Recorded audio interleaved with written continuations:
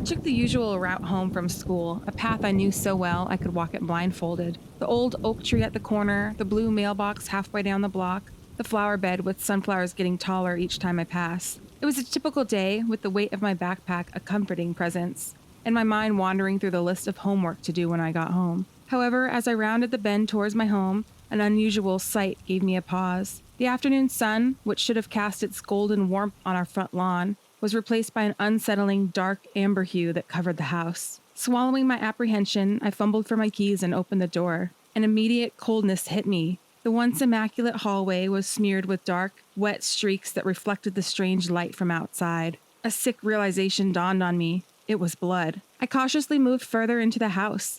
The silence was oppressive, broken only with the crack of my shoes and the rapid drum of my heart. The living room was a scene of sheer devastation. Furniture was overturned, personal items scattered, and dark stains soiled the fabric of our family life. A silent scream formed in my throat as I stepped into the dining room. Our evening meal, prepped and ready, now lay abandoned and tainted. A single, crimson-coated knife sat eerily upright, embedded in a piece of meat. My stomach churned, but the pressing need to find my mother propelled me forward. Each step towards the second floor was heavier than the last, as if the weight of dread was physically holding me back. The upstairs hallway was worse than anything I could have imagined. Doors hung off hinges, family photos were cracked, and dark stains tarnished our memories. Room after room bore the scars of a violent invasion, yet offered no answers. When I reached my mother's bedroom, a visceral fear seized me. The door was slightly ajar, the scene behind it obscured by the dim light. I nudged it open and was met by a horrifying sight.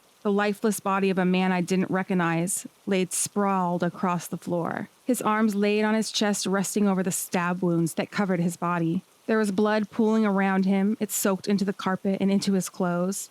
In the midst of terror, there was a subtle movement near the closet. The door slowly creaked open, revealing my mother, pale and shaken, but thankfully alive. We locked eyes, sharing a moment of raw, unspoken relief. However, as she stumbled into my embrace, she whispered something that sent a new wave of terror crashing over me. It's not over. He's still here. Outside, the sun seemed to be covered by a blanket. The world plunged into an unexpected darkness. Somewhere in the distant corners of our home, a soft, sinister laughter echoed, hinting at the terror yet to come. With my mom's whispered warning still ringing in my ears, the atmosphere in the house grew even more suffocating. The once familiar walls seemed to close in, and every creak and sigh of the old structure became a potential threat. The weight of the situation pressed heavily upon us, and for a few heart-stopping seconds, we simply clung to each other. "We have to get out," I whispered, gently pulling her towards the door. Taking a deep breath, we quietly navigated through the ruined rooms, avoiding the pools of blood and debris. Each step was deliberate and silent, knowing that any sound might give us away. The stillness was broke occasionally by the muffled sound of movement elsewhere in the house, a chilling reminder that we weren't alone. As we neared the bottom of the stairs, a shadow figure filtered across the landing above, causing us both to freeze in place. The eerie silence was punctured by a soft, mocking hum that seemed to come from everywhere and nowhere at once. My heart raced, pounding so loudly I was sure the intruder would hear it. My mother, showing a strength I had never seen, gestured towards the back door, her intention clear. We needed to flee, and fast, but as we moved, a cold breeze pushed past us, carrying with it a whispered voice. "You can't escape." We reached the back door and to our horror found it jammed. Panic set in as we heard footsteps approaching from the hallway. With no other option, we dashed into the basement, barricading the door behind us. The dimness down there was even more pronounced, but it also provided us with numerous hiding places. We nestled behind an old bookshelf, its weight providing a thin veil of protection.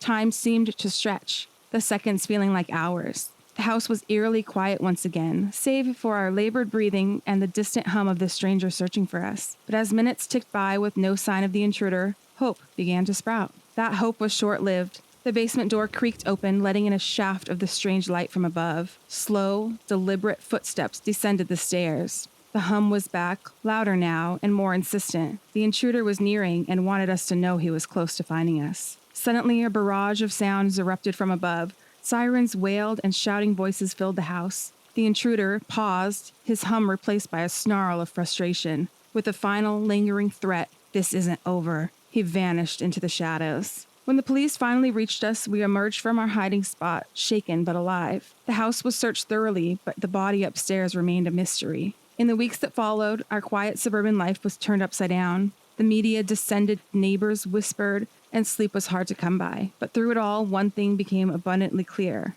Our home, our sanctuary, had been violated. The sense of security we once took for granted, forever shattered.